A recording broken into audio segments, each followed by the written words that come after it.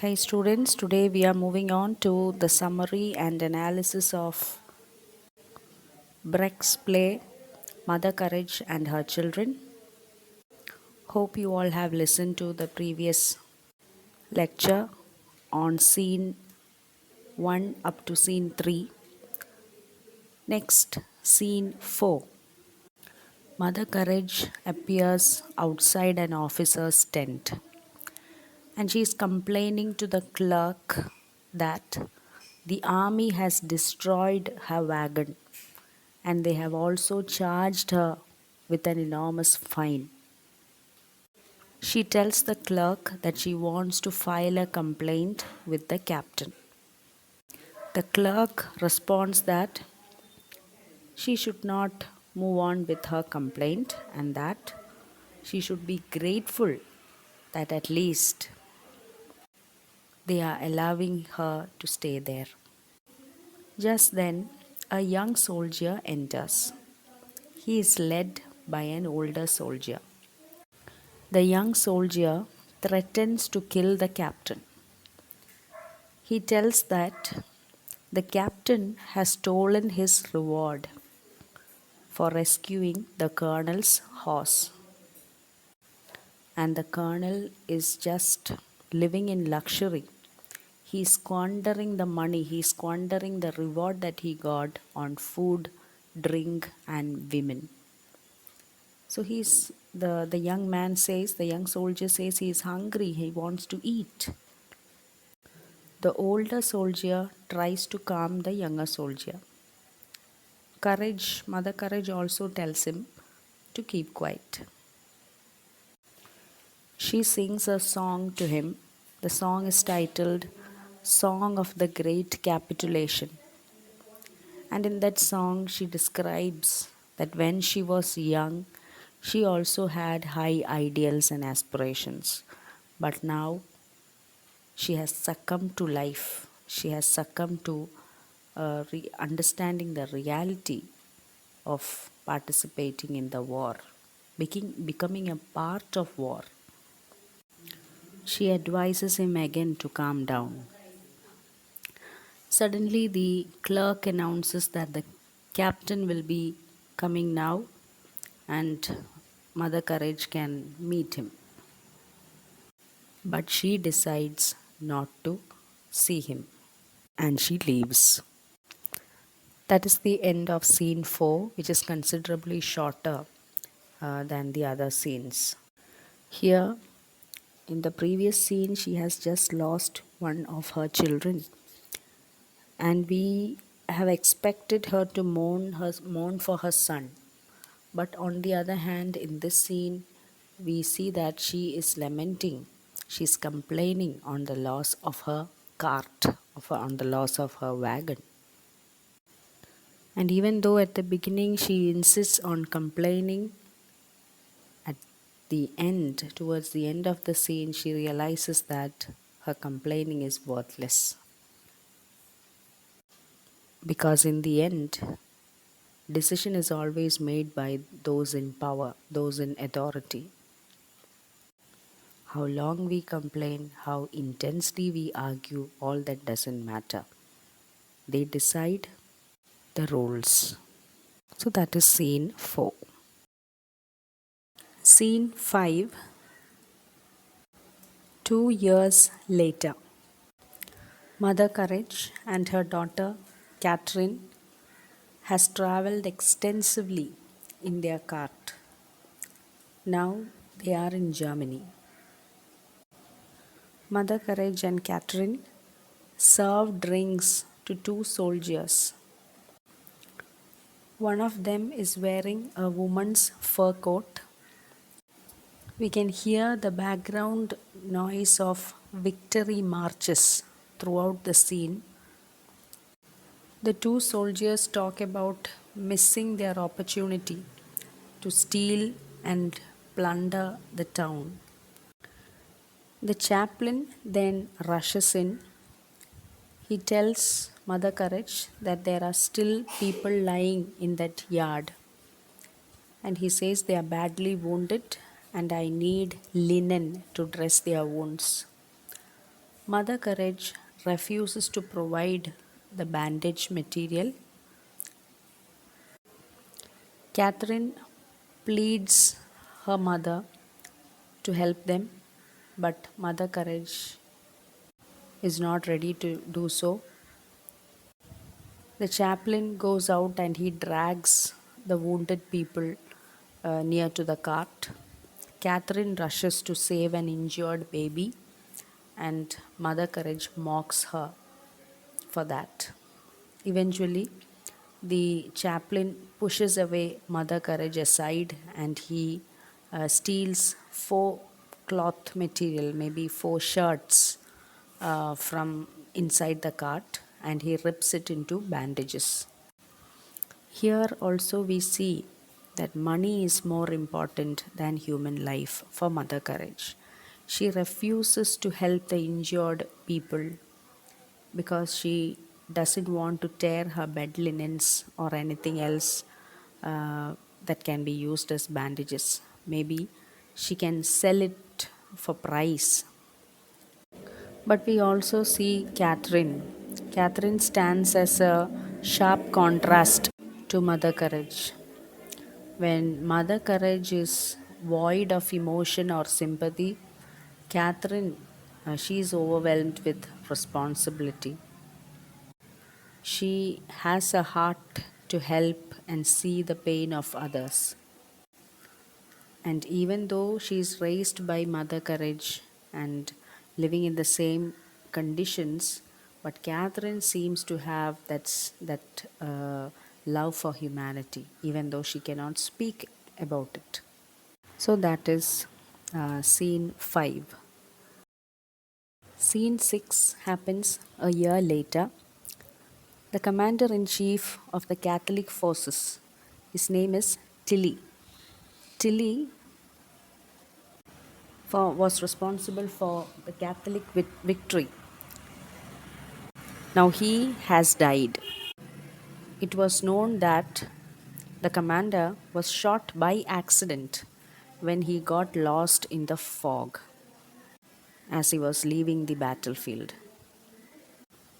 And the regiment has also made the mistake of paying the soldiers before attending the general's funeral. As a result of that, many of these soldiers skipped the funeral service and went to get drunk at the Mother Courage's tent. And at the tent or at the cart, she and Chaplain were sitting inside discussing wartime heroism, and she takes a stock of her supplies. The chaplain tells that the war will continue as long as men are willing to risk their lives. Okay. Mother Courage, however, is thinking about whether she has to raise her prices before peacetime. The clerk is also present in this scene and he tells that he wants peace to come. He wants the war to be over. But the chaplain thinks that the Pope and the emperors will keep the soldiers fighting, and so the war will continue for long. Catherine, who hears the chaplain's comment that the war will go on like this, she feels very angry and frustrated to hear that because she is waiting for peacetime to come so that she can marry and have a family. Mother Courage consoles her daughter and sends her with some supplies to the town. She tells her daughter Catherine that she should sell all these supplies and thereby make enough money for her dowry. So Catherine leaves, and Mother Courage goes and sits near the cook. She pulls out a pipe which belongs to the cook and starts smoking. The chaplain is also there. He is surprised and disturbed to see that Mother Courage and the cook seem to have some sort of relation running between them. The chaplain does not trust the cook.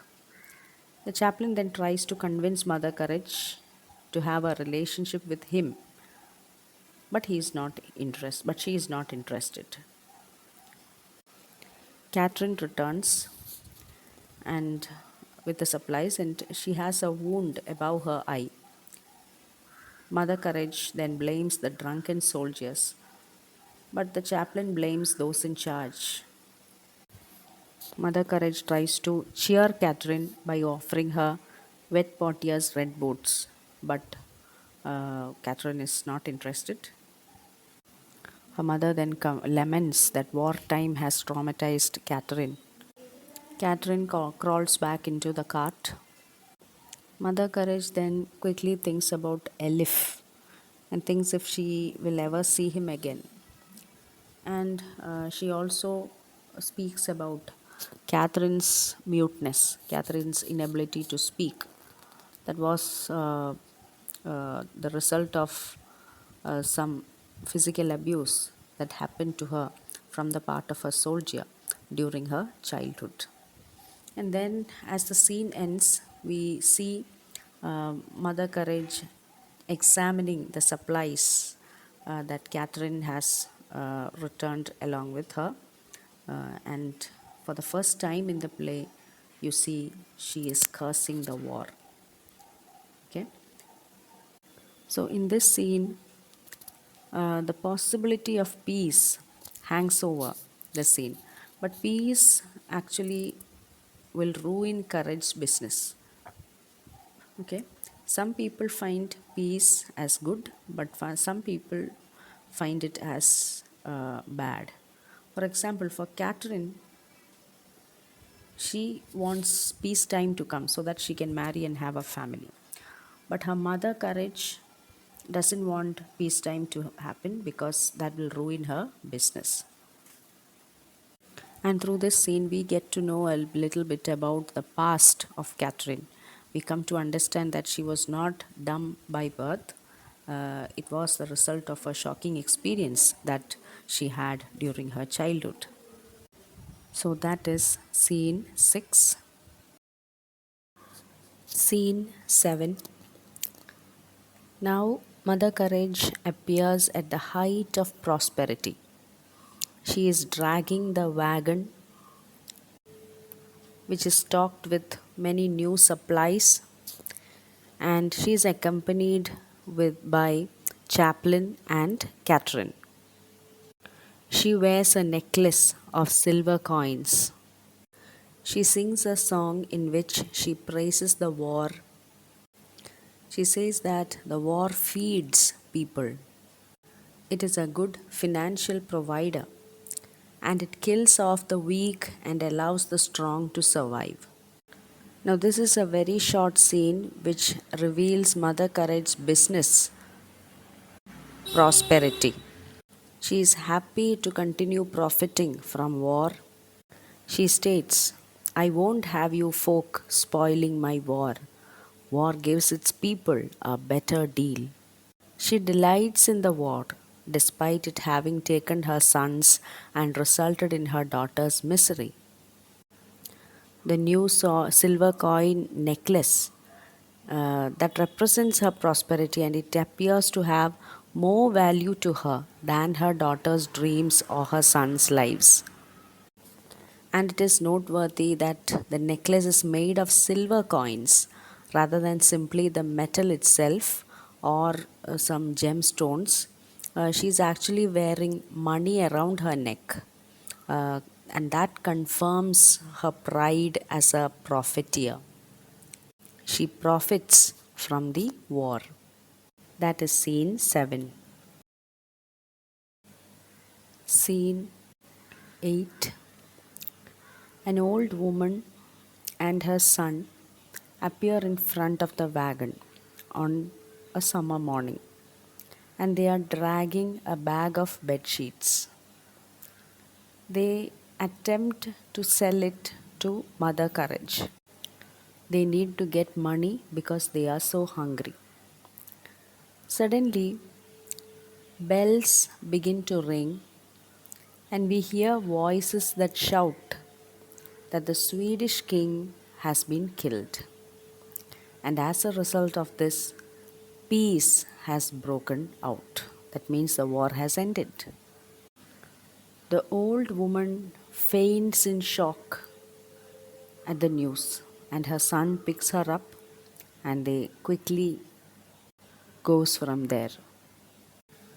Mother Courage is so disappointed and she curses. She has just purchased new supplies. The chaplain, who is also there, he decides to put on his pastor's coat. Suddenly, the cook arrives from somewhere. He looks very tired. He has not been paid by the army, and therefore he was wandering unemployed and hungry in search of food. There starts an argument between the cook and the chaplain. The men complain and accuse each other for their involvement in Mother Courage's life. And out of his frustration, the chaplain turns to Mother Courage and scolds her. He tells her, "You only want war, not peace, because you make a profit from it. In which case, you should never forget that he who sups with the devil needs a long spoon." Mother Courage then tells the chaplain that they must go their separate ways, they should part. The cook advises her that as the war is over, now all the new supplies that she has bought, that will be wasted. So it is better to go to the market and sell all her wares. And so she immediately gets ready to leave. Just then, Wet Portia appears. She looks much older and fatter and heavily powdered.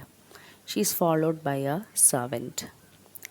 She married the brother of the colonel she was with in scene 3, and she inherited a fortune after his death. She recognizes the cook and calls him Peter the Puff, and she tells that this was the man who cheated him. She warns Mother Courage to stay away from the cook. After that, she and Mother Courage leave. They are trying to sell the goods remaining in the cart. Just then, two soldiers arrive with Elif in chains. He has come to see his mother for the last time. He has come to say goodbye to her before his execution for murder. The crime that he did was that just like that, just as he has done before, he killed a few peasants to steal oxen, to steal their livestock. It is the same deed for which he was appreciated by the general in scene 2. But now it is peacetime and the rules have changed. Now his actions are considered criminal rather than heroic. He does not meet his mother then, as she has gone with Wet Portia to sell her supplies in the market. The chaplain then leaves with Elif, and before leaving, Elif tells the cook to promise him that he should not tell the truth about his death to Mother Courage. And Elif is led away. Just then, after some time, Mother Courage comes back. She comes back with good news. What is the good news? The war is back. The war is on. Peacetime is over because the Lutherans, the Protestants, they have involved in a shooting match with the villagers. So she says we must flee from here with the wagon. We must move on to the battlefield. Only then can we reap the benefits of this war. So she also asks the cook to join her. And she sings a song. If it's to last, this war needs you. So here in this scene, scene 8, we see that peace is short-lived. It is just an interval between wars. And by the time the news of peace travels to the town, It is about time for the peace to be over as well. Mother Courage needs the war to multiply her profits. She holds on to that violence, she holds on to that system without knowing that under her nose, in the same scene, the war is also killing her son. In this scene, she doesn't meet Alif. She also doesn't come to understand that he is going to be executed. Now, it is not an accident that even at this scene, Alif's death remains unknown to Mother Courage because she is trading at the market when it happens. And Wet Portier, who makes an entrance in this scene, she is the only person in the play who profits from the war. She has paid for it with her beauty and she inherited all the profit out of it. She's fatter and older now, but she has sold herself for a good price. That is scene 8.